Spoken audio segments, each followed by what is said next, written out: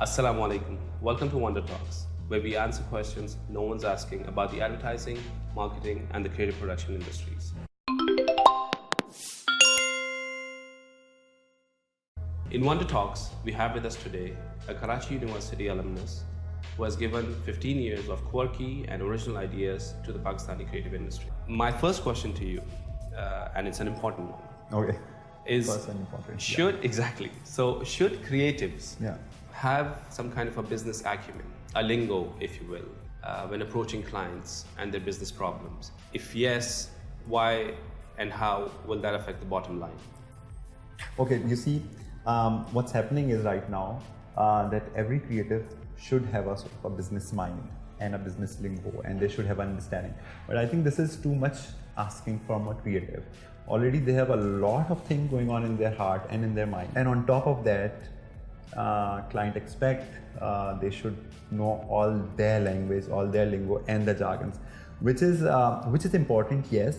But at the initial stages, when a creative is in the process of becoming a creative, when they're in an art school, especially, and I feel that since I'm teaching design and communication for almost 15 years, that to make them pure and to make them creative, in the initial stages, they should not be involved in the Business marketing processes. and the business process. Okay. So according to Ogilvy, it is completely useless to be an original thinker if your ideas or your creativity is not selling. So first half of my sort of career, let's say, not even first half, 2 साल पहले. Okay, I have to know, sorry to cut you. Yeah. What half? The rebel half. The rebel half. Okay. The half so in which I was. What does that feel about this? So yeah, David Ogilvy. We heard of course, in an art school and when we were in advertising industry, we heard about this guy named David Ogilvy, and he said, Kaun hai ye? Yeah, and then there was another an advertising agency, the Ogilvy and Mather. That's how you pronounce it. So I said, okay. So what about him? And then he was like, yeah, I read him and read his books.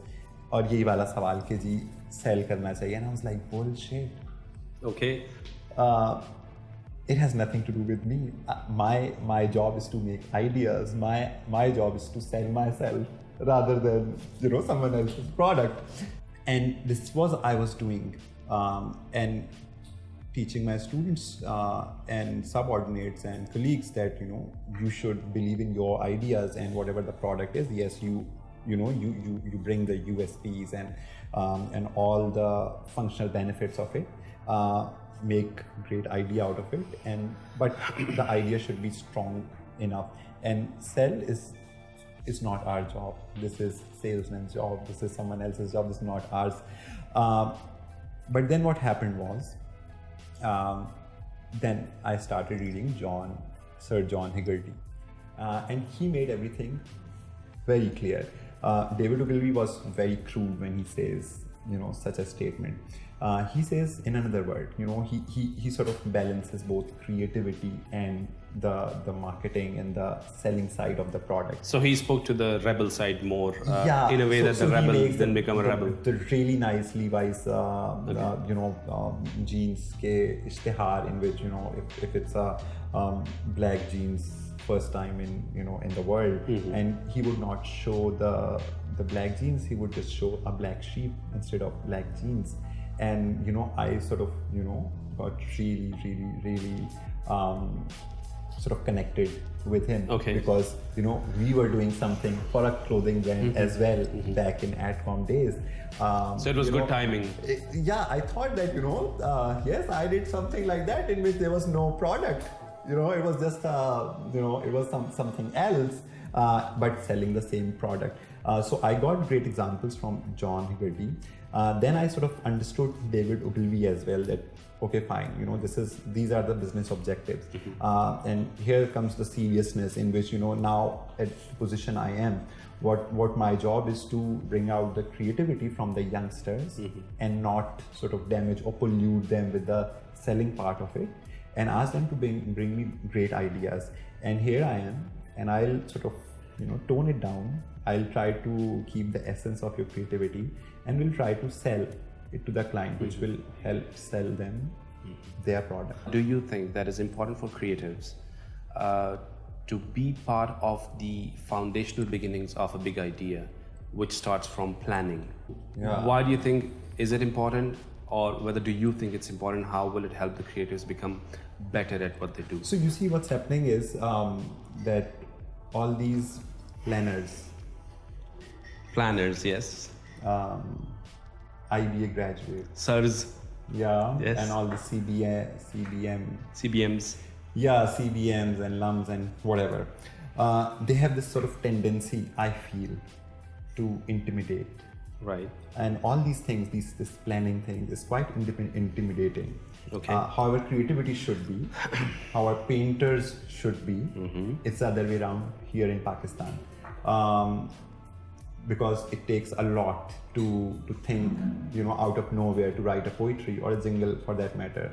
But all the marketing jargons and all these planning details are in the books. You ask me to write a jingle or a copy right now, and I'll be like, how am I going to do that? It's nowhere. How You're not going to be able to find it in a book. It has to come from somewhere. From somewhere. All the intuitive part of the of the world. Right. But with the planning side, they tend to intimidate.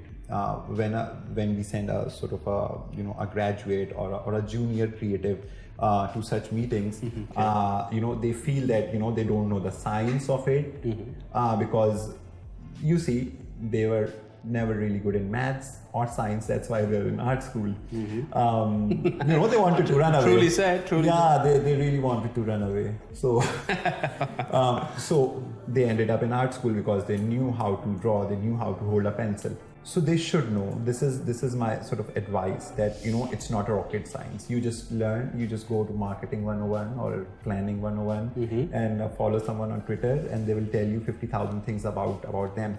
But the funny thing is, you see, when we talk that in the same tone to the client, to the planning side and all those big idea side, the client becomes little sort of agitated, because they already know that we already know this. Just give us something creative. What if the client says, inspiration le?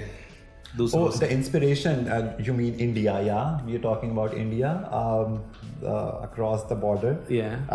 Okay, fine. So here's my answer, and this is first time someone is recording it.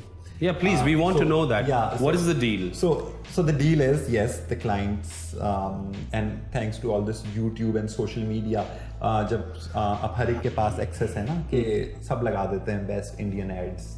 Yeah. Google, YouTube, and I think there's a word for this. YouTube creatives. Yeah, YouTube creatives, very nice.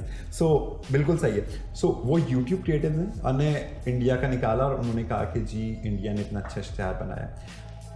There are 2 points. Point number 1, आप India के तमाम इश्तिहार देखें.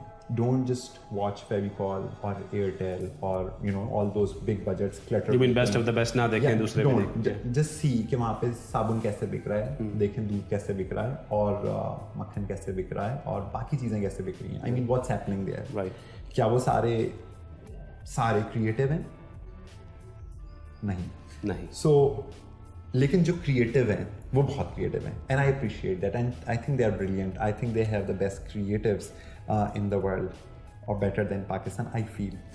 Just like comparatively speaking, just like they have better scientists or better cricketers or better whoever. Yeah. So they are better in everything, not just in advertising or creativity. So why do we always pick यार India के इश्तिहार अच्छे होते हैं? So whoever the guy, जो भी मुझसे पूछता है, मैं पहले उससे स्किल पूछता हूँ कि आप क्या काम करते हैं, and he says कि जी मैं सॉफ्टवेयर इंजीनियर हूँ, and then I say कि वो तो IT में भी बहुत अच्छे हैं. Why don't we talk about that? Right. So सिर्फ क्रिएटिविटी के पर बात करना ही थोड़ी नाइंसाफी है. We want to talk about it. But as a creative, what do you feel? I mean, your creative. I mean, juniors, do you think it bodes well for them? Is that a good inspiration, or is that a good guideline for them?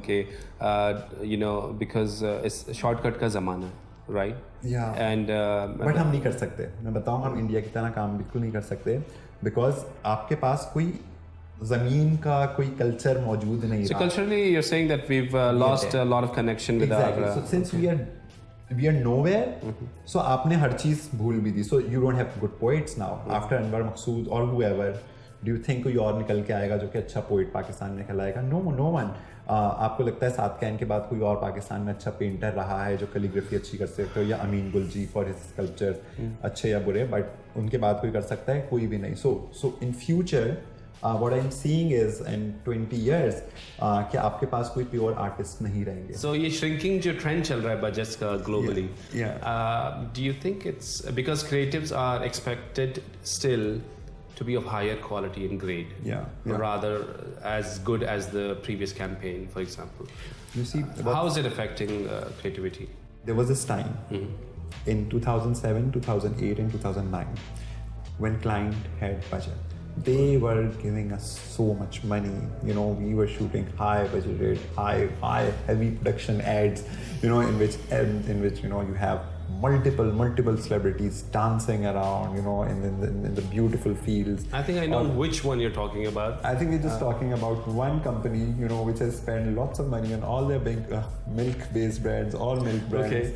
Okay. You know, who has hired all the big celebrities of Pakistan, you know, from Babra Sharif to whoever, you know, the youngest, I don't know who was. Stars. Yeah, the youngest stars. So, मर्द celebrities और ख़वातीन celebrities, तमाम celebrities भर ली और बहुत पैसा लगाया, and then you know it sort of worked at that time. वो नज़र भी आया कि वो नज़र भी आया. However, उस टाइम पे बहुत सारे लोगों के पास वो LED बड़े स्क्रीन टीवीज इतने ज़्यादा नहीं थे.